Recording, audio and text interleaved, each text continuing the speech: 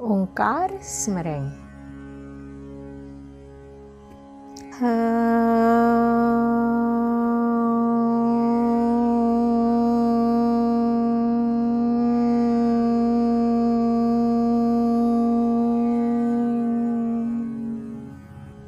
दोस्तों, आज जो कथा मैं आपको सुनाने जा रही हूँ वह अत्यंत रोचक तथा प्रेरणादायक है।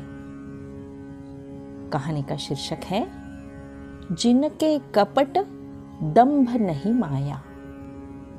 रामेश्वर भट्ट नामक एक ब्राह्मण संत तुकाराम से इतना द्वेष करता था कि एक दिन उसने उनकी सारी बहियां, जिनमें उन्होंने ओवियों, पद आदि का लेखन किया था, इंद्रायणी नदी में डुबो दी।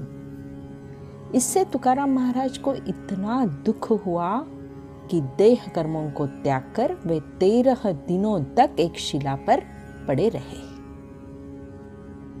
इधर अहंकार से ग्रस्त रामेश्वर भट्ट ने पूना जाने का निश्चय किया। जब वह जा रहा था तो रास्ते में उसे एक झरना दिखाई दिया।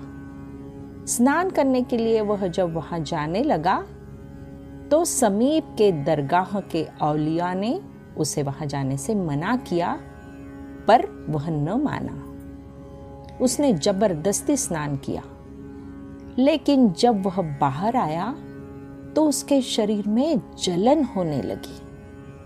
वह इतनी असह्य थी कि शिष्य उसे गीले कपड़ों से ढक वापस ले जाने लगे। आलंदी पहुंचने पर वे उसे ज्ञानेश्वर महाराज के पास ले आए। उनके सानिध्य में रामेश्वर भट्ट को कुछ राहत महसूस हुई। ज्ञानेश्वर महाराज ने बताया कि तुकाराम महाराज को तंग करने का ही यह परिणाम है। इस बाधा को दूर करने का एक ही उपाय है, उनकी शरण में जाकर उनसे क्षमा याचना करना। उनके दर्शन मात्र से बाधा का परिहार हो जाएगा।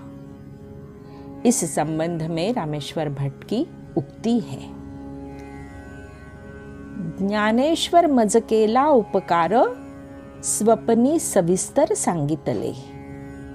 तुका श्रेष्ठ प्रिय आम्हा थोर काजो अवतार नामयाचा। त्याची तुझ काही घडिले हे निंदा, म्हणोनी हे बाधा झाली तुझ। आता एक करी सांगेन ते तुला, शरण जाई त्याला निश्चयेसी। दर्शनेची तुझ्या दोषा परिहार, होय तो विचार सांगितला। म्हणे रामेश्वर त्याच्या समागमे, झाले हे आराम देह माझे। रामेश्वर भट्ट जब तुकाराम जी के पास आया और उनके चरणों पर गिरकर क्षमा मांगी तो वह यह देख चकित रह गया कि उसके द्वारा डुबोई गई बहियां तुकाराम महाराज के समीप ही पड़ी हुई है। बात यह थी कि स्वयं पांडुरंग भगवान ने नदी में से वे बहियां निकालकर बालवेश में तुकाराम को दे दी थी। तुकाराम महाराज लिखते हैं, उदकी राखिले कागद सुकविला जनवाद।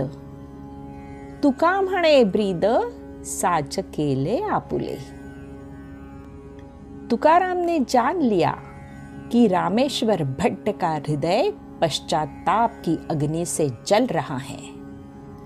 उन्होंने उपदेश देकर उसके अंतर का अहंकार और कलुषित भाव दूर कर दिया। धन्यवाद दोस्तों।